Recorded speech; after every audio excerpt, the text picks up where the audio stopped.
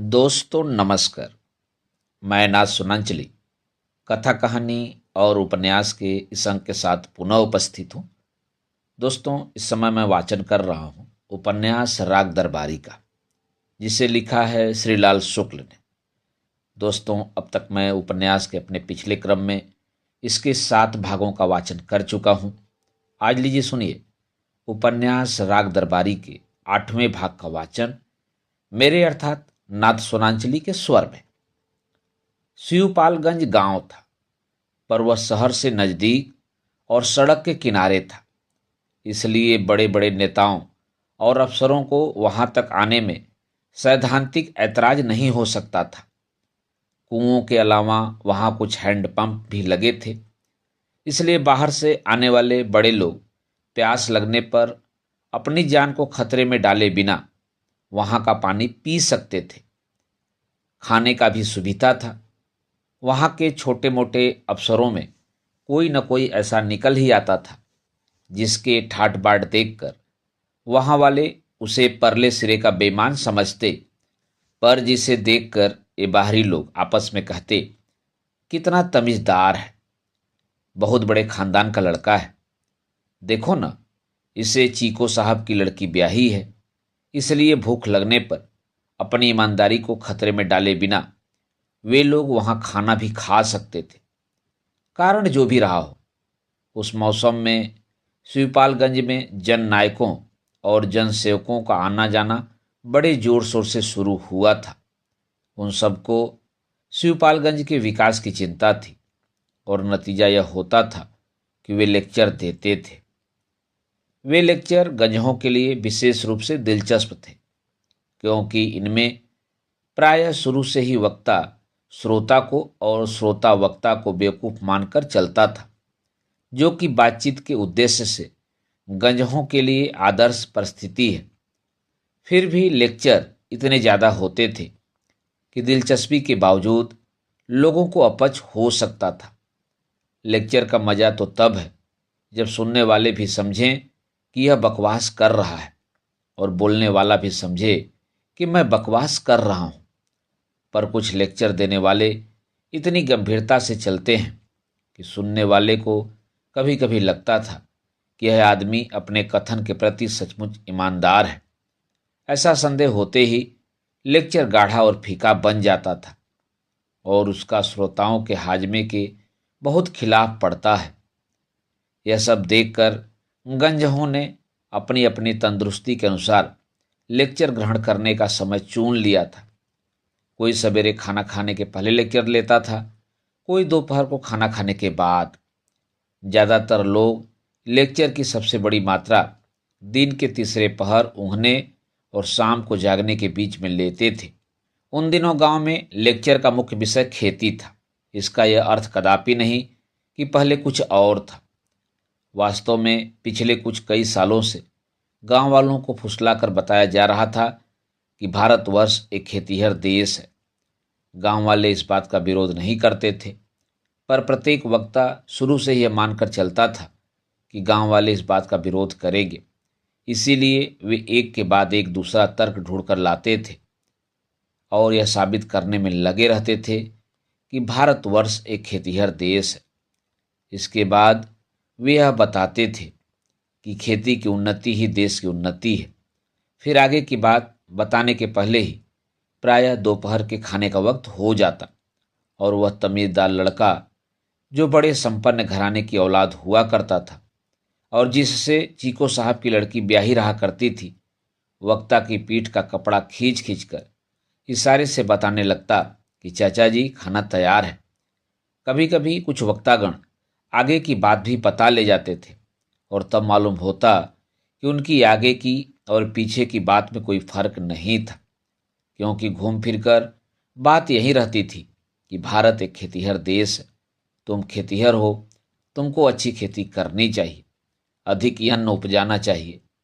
प्रत्येक वक्ता इसी संदेह में गिरफ्तार रहता कि काश्तकार अधिक अन्न पैदा नहीं करना चाहते।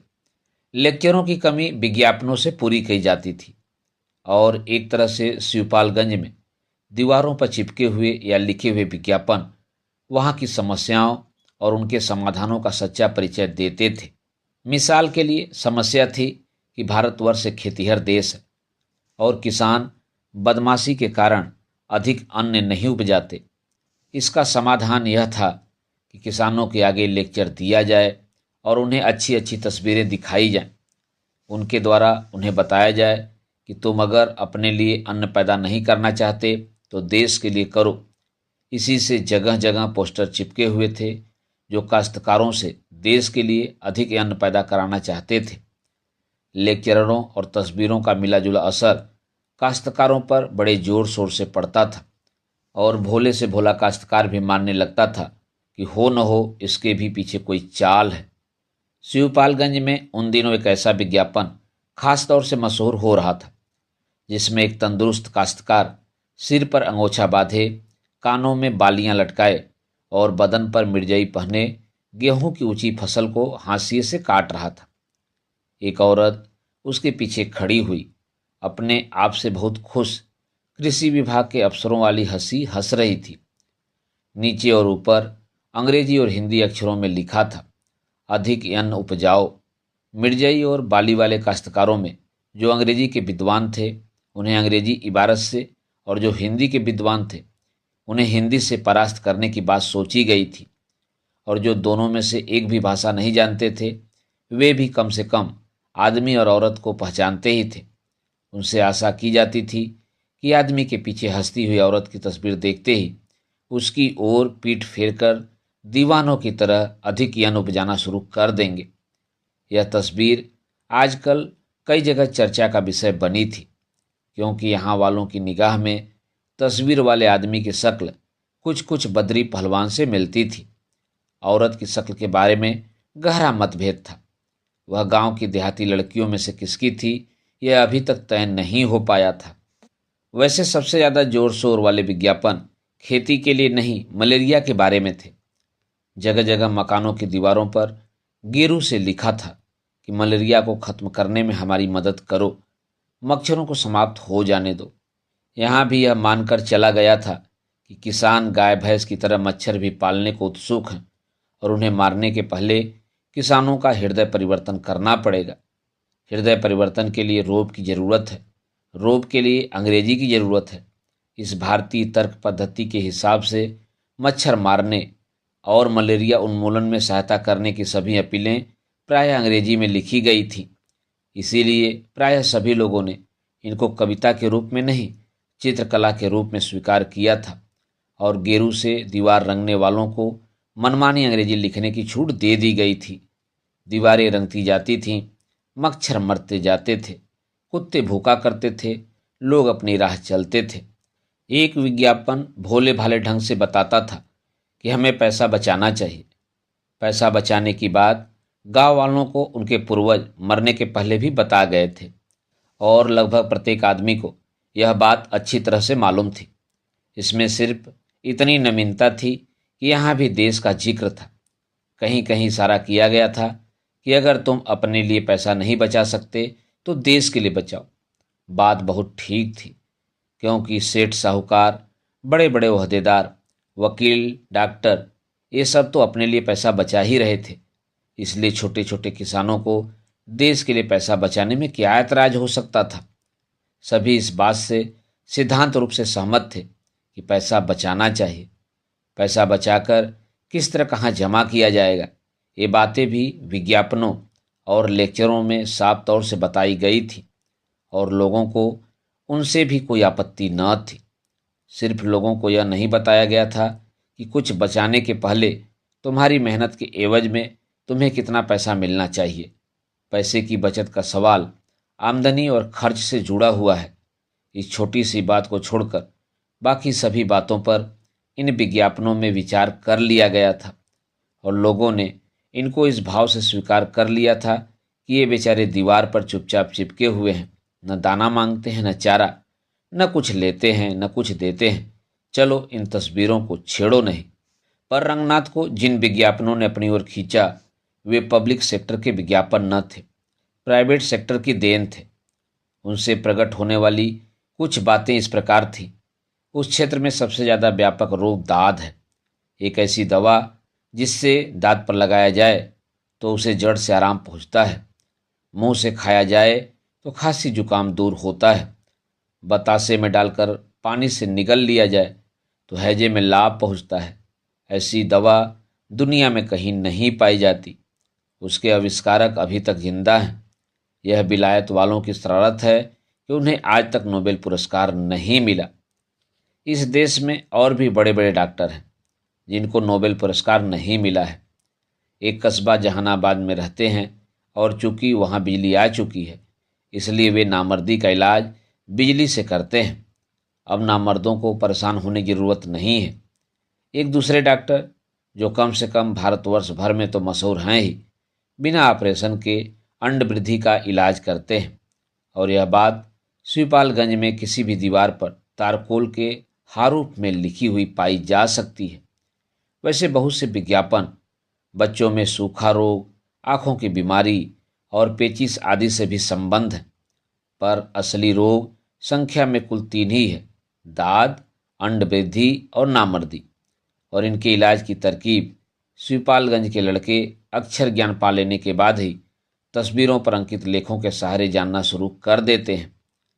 विज्ञापनों की इस भीड़ में वैद्य जी का विज्ञापन नवयुवकों के लिए आशा का संदेश अपना अलग व्यक्तित्व रखता था। वह दीवारों पर लिखे नामर्दी के बिजली से इलाज जैसे अश्लील लेखों के मुकाबले में नहीं आता था। वह छोटे छोटे नुक्कड़ों, दुकानों और सरकारी इमारतों पर, जिनके पास पेशाब करना और जिन पर विज्ञापन चिपकाना मना था, टीन की खूबसूरत तख्तियों पर लाल हरे अक्षरों में प्रकट होता था और सिर्फ इतना कहता था: नवयुवकों के लिए आशा का संदेश। नीचे वैद्य जी का नाम था और उनसे मिलने की सलाह थी। एक दिन रंगनाथ ने देखा लोगों की चिकित्सा में एक नया आयाम जुड़ रहा है। सवेरे से ही कुछ लोग दीवार पर बड़े बड़े अक्षरों में लिख रहे हैं: बवासीर। शिवपालगंज की उन्नति का लक्षण था। बवासीर के 4 आदमकद अक्षर चिल्लाकर कह रहे थे कि यहाँ पेचिश का युग समाप्त हो गया है। मुलायम तबीयत, दफ्तर की कुर्सी, शिष्टतापूर्ण रहन सहन, 24 घंटे चलने वाले खान पान और हल्के परिश्रम का युग धीरे धीरे संक्रमण कर रहा है और आधुनिकता के प्रतीक जैसे बवासीर सर्वव्यापी नामर्दी का मुकाबला करने के लिए मैदान में आ रही है। शाम तक वह दैत्याकार विज्ञापन एक दीवार पर रंग बिरंगी छाप छोड़ चुका था और दूर दूर तक ऐलान करने लगा था: बवासीर का शर्तिया इलाज। देखते देखते 4-6 दिन में ही सारा जमाना बवासीर और उसके शर्तिया इलाज के नीचे दब गया। हर जगह वहीं विज्ञापन चमकने लगा। रंगनाथ को सबसे बड़ा अचंभा तब हुआ जब उसने देखा वहीं विज्ञापन एक दैनिक समाचार पत्र में आ गया है।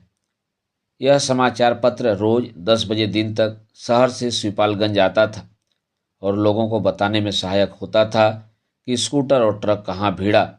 अब्बासी नामक कथित गुंडे ने इरशाद नामक कथित सब्जी फरोश पर कथित छुरी से कहाँ कथित रूप से वार किया।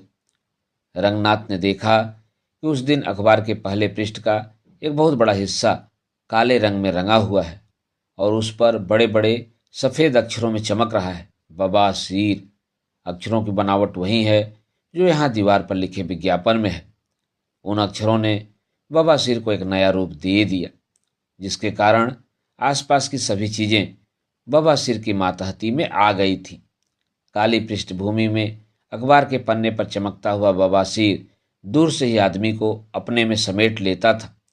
यहाँ तक कि शनिचर, जिसे बड़े बड़े अक्षर पढ़ने में भी आंतरिक कष्ट होता था, अखबार के पास खींच आया और उस पर निगाह गड़ाकर बैठ गया। बहुत देर तक गौर करने के बाद वह रंगनाथ से बोला: वही चीज़ है। इसमें अभिमान की खनक थी। मतलब यह था कि शिवपालगंज की दीवारों पर चमकने वाले विज्ञापन कोई मामूली चीज़ नहीं है। ये बाहर अखबारों में छपते हैं और इस तरह जो शिवपालगंज में है वही बाहर अखबारों में है। रंगनाथ तख्त पर बैठा रहा। उसके सामने अखबार का पन्ना तिरछा होकर पड़ा था। अमेरिका ने एक नया उपग्रह छोड़ा था। पाकिस्तान भारत सीमा पर गोलियां चल रही थी। गेहूं की कमी के कारण राज्यों का कोटा कम किया जाने वाला था। सुरक्षा समिति में दक्षिण अफ्रीका के कुछ मसलों पर बहस हो रही थी। इन सब अबाबीलों को अपने पंजे में किसी दैत्याकार बाज की तरह दबाकर वह काला सफ़ेद विज्ञापन अपने तिरछे हरूफ में चीख रहा था, बवासीर बवासीर। इस विज्ञापन के अखबार में छपते ही बवासीर शिवपालगंज और अंतर्राष्ट्रीय जगत के बीच में संपर्क का एक सफल माध्यम बन चुकी थी। डाकुओं का आदेश था कि एक विशेष तिथि को विशेष स्थान पर जाकर रामाधीन की तरफ से रुपए की थैली एकांत में रख दी जाए। डाका डालने की यह पद्धति आज भी देश के कुछ हिस्सों में काफ़ी लोकप्रिय है, पर वास्तव में है यह मध्यकालीन ही, क्योंकि इसके लिए चांदी या गिलट के रुपए और थैली का होना आवश्यक है, जबकि आजकल रुपया नोटों की शक्ल में दिया जा सकता है और 5,000 रुपये प्रेम पत्र की तरह किसी लिफाफे में भी आ सकते हैं। ज़रूरत पड़ने पर चेक से भी रुपयों का भुगतान किया जा सकता है। इन कारणों से परसों रात अमुक टीले पर 5,000 रुपये की थैली 5,000 रुपये की थैली रखकर चुपचाप चले जाओ, यह आदेश मानने में व्यवहारिक कठिनाइयाँ हो सकती हैं। टीले पर छोड़ा हुआ नोटों का लिफाफा हवा में उड़ सकता है, चेक जाली हो सकता है। संक्षेप में, जैसे कला, साहित्य, प्रशासन, शिक्षा आदि के क्षेत्रों में, वैसे ही डकैती के क्षेत्र में भी मध्यकालीन पद्धतियों को आधुनिक युग में लागू करने से व्यवहारिक कठिनाइयाँ पैदा हो सकती हैं। जो भी हो, डकैतों ने इन बातों पर विचार नहीं किया था, क्योंकि रामाधीन के यहाँ डाके की चिट्ठी भेजने वाले असली डकैत न थे। उन दिनों गांव सभा और कॉलेज की राजनीति को लेकर रामाधीन, भीखम खेड़वी और बैदजी में कुछ तनातनी हो गई थी। अगर शहर होता और राजनीति ऊंचे दर्जे की होती तो ऐसे मौके पर रामाधीन के खिलाफ किसी महिला की तरफ से पुलिस में यह रिपोर्ट आ गई होती। उन्होंने उसका सिलभंग करने की सक्रिय चेष्टा की, पर महिला के सक्रिय विरोध के कारण वे कुछ नहीं कर पाए और वह अपना सील समूचा का समूचा लिए हुए सीधे थाने तक आ गई। पर यह देहात था, जहां अभी महिलाओं के सिलभंग को राजनीतिक युद्ध में हैंड ग्रेनेड की मान्यता नहीं मिली थी। इसीलिए वहां कुछ पुरानी तरकीबों का ही प्रयोग किया गया था और बाबू रामाधीन के ऊपर डाकुओं का संकट पैदा करके उन्हें कुछ दिन तिलमिलाने के लिए छोड़ दिया गया था। पुलिस, रामाधीन, भीखम खेड़वी और बैदजी का पूरा गिरोह ये सभी जानते थे कि चिट्ठी फर्जी है। ऐसी चिट्ठियां कई बार कई लोगों के पास आ चुकी थी। इसीलिए रामाधीन पर यह मजबूरी नहीं थी कि वह नियत तिथि और समय पर रुपए के साथ टीले पर पहुंच जाए। चिट्ठी फर्जी न होती तब भी रामाधीन शायद चुपचाप रुपया देने के मुकाबले घर पर डाका डलवा लेना ज़्यादा अच्छा समझते, पर चूंकि रिपोर्ट थाने में दर्ज हो गई थी, इसलिए पुलिस अपनी ओर से कुछ करने को मजबूर थी। उस दिन टीले से लेकर गांव तक का स्टेज पुलिस के लिए समर्पित कर दिया गया और उसमें वे डाकू डाकू का खेल खेलते रहे। टीले पर तो एक थाना ही खुल गया। उन्होंने आसपास के उसर, जंगल, खेत खलिहान सभी कुछ छान डाले, पर डाकुओं का कहीं निशान नहीं मिला।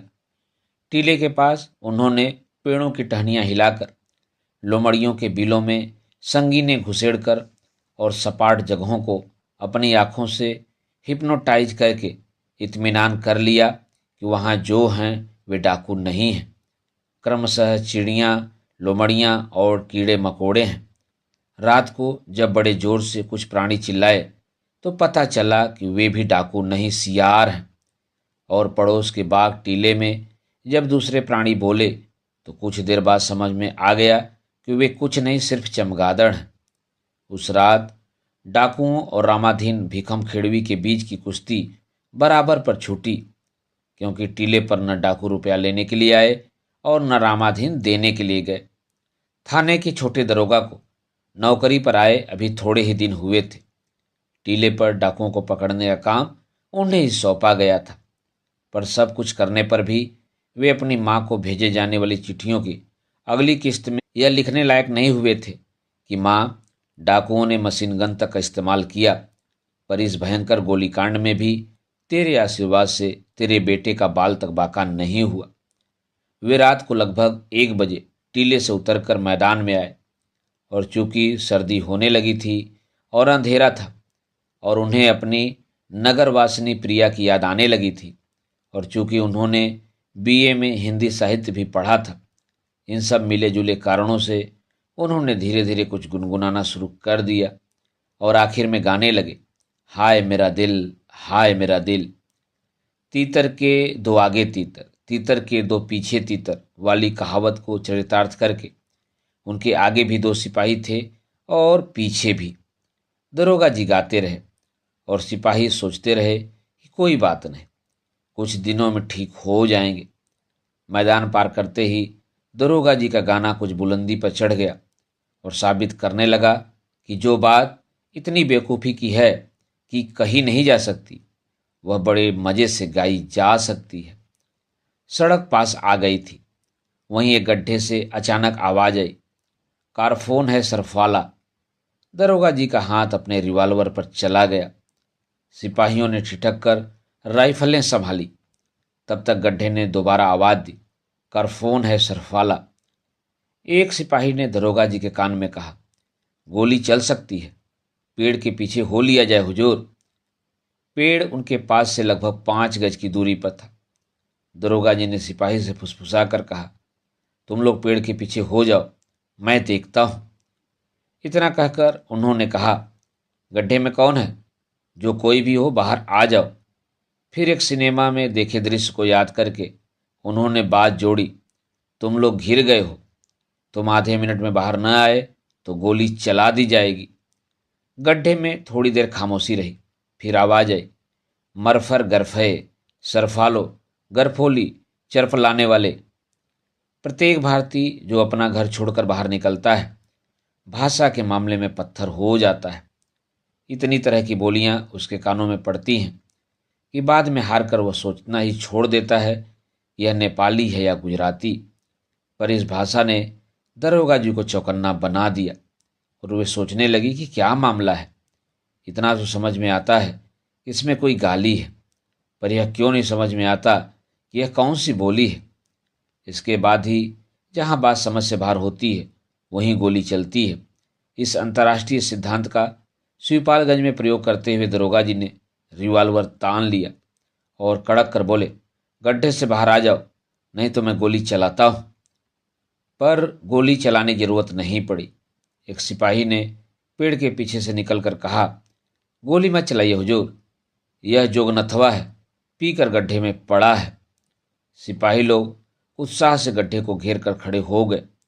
दरोगा जी ने कहा, कौन जोगनथवा?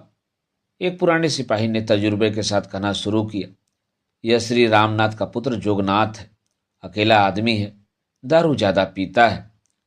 लोगों ने जोगनाथ को उठाकर उसके पैरों पर खड़ा किया, पर जो खुद अपने पैरों पर खड़ा नहीं होना चाहता उसे दूसरे कहाँ तक खड़ा करते रहेंगे। इसलिए वह लड़खड़ा कर एक बार फिर गिरने को हुआ, बीच में रोका गया और अंत में गड्ढे के ऊपर आकर परमहंसों की तरह बैठ गया। बैठकर जब उसने आंखें मिला मिलाकर, हाथ हिला हिलाकर चमगादड़ों और सियारों की कुछ आवाज़ें गले से निकालकर अपने को मानवीय स्तर पर बात करने लायक बनाया, तो उसके मुंह से फिर वही शब्द निकले, करफोन है सरफाला। दरोगा जी ने पूछा, यह बोली कौन सी है? एक सिपाही ने कहा, बोली ही से तो हमने पहचाना कि यह जोगनाथ है, यह सरफरी बोली बोलता है, इस वक्त होश में नहीं है, इसलिए गाली बक रहा है। दरोगा जी शायद गाली देने के प्रति जोगनाथ की इस निष्ठा से बहुत प्रभावित हुए कि वह बेहोशी की हालत में भी कम से कम इतना तो कर ही रहा है। उन्होंने उसकी गर्दन जोर से हिलाई और पकड़कर बोले, होश में आ। पर जोगनाथ ने होश में आने से इनकार कर दिया, सिर्फ इतना कहा, सरफाले। सिपाही हंसने लगे। जिसने उसे सबसे पहले पहचाना था उसने जोगनाथ के कान में चिल्लाकर कहा, जरखोबनाथ, हर फोस में अरफाओ। इसकी भी जगन्नाथ पर कोई प्रतिक्रिया नहीं हुई, पर दरोगा जी ने एकदम से सरफरी बोली सीख ली। उन्होंने मुस्कुरा कर कहा, यह साला हम लोगों को साला कह रहा है। उन्होंने उसे मारने के लिए अपना हाथ उठाया, पर सिपाही ने रोक लिया, कहा, जाने भी दें हुजूर। दरोगा जी को सिपाहियों का मानवतावादी दृष्टिकोण कुछ पसंद नहीं आ रहा था। उन्होंने अपना हाथ तो रोक लिया, पर आदेश देने के ढंग से कहा, इसे अपने साथ ले जाओ और हवालात में बंद कर दो, दफा 109 जाब्ता फौजदारी लगा देना। एक सिपाही ने कहा, यह नहीं हो पाएगा हुजूर, ये यहीं का रहने वाला है, दीवारों पर इश्तिहार रंगा करता है और बात बात पर सरफरी बोली बोलता है। वैसे बदमाश है, पर दिखाने के लिए कुछ काम तो करता ही है। वे लोग जोगनाथ को उठाकर अपने पैरों पर चलने के लिए मजबूर करते हुए सड़क की ओर बढ़ने लगे। दरोगा जी ने कहा, शायद पीकर गाली बक रहा है, किसी न किसी जुर्म की दफा निकल आएगी, अभी चलकर इसे बंद कर दो, कल चालान कर दिया जाएगा। उस सिपाही ने कहा, हुजूर, बेमतलब झंझट में पड़ने से क्या फायदा, अभी गांव चलकर इसे इसके घर में ढकेल आएंगे। इसे हवालात कैसे भेजा जा सकता है, वैद्य जी का आदमी है। दरोगा जी नौकरी में नए थे, पर सिपाहियों का मानवतावादी दृष्टिकोण अब वे एकदम समझ गए। वे कुछ नहीं बोले। सिपाहियों से थोड़ा पीछे हटकर वे फिर अंधेरे, हल्की ठंडक, नगर वासनी प्रिया और हाय मेरा दिल से संतोष खींचने की कोशिश करने लगे। दोस्तों, अभी आप सुन रहे थे उपन्यास राग दरबारी के 8वें भाग का वाचन मेरे अर्थात नासुनांचली के स्वर में। दोस्तों, उपन्यास राग दरबारी के आगे के भागों का वाचन आप मेरे वाचन के अगले क्रम में सुन सकते हैं। तो जुड़े रहिए कथा, कहानी और उपन्यास के साथ। धन्यवाद। नमस्कार।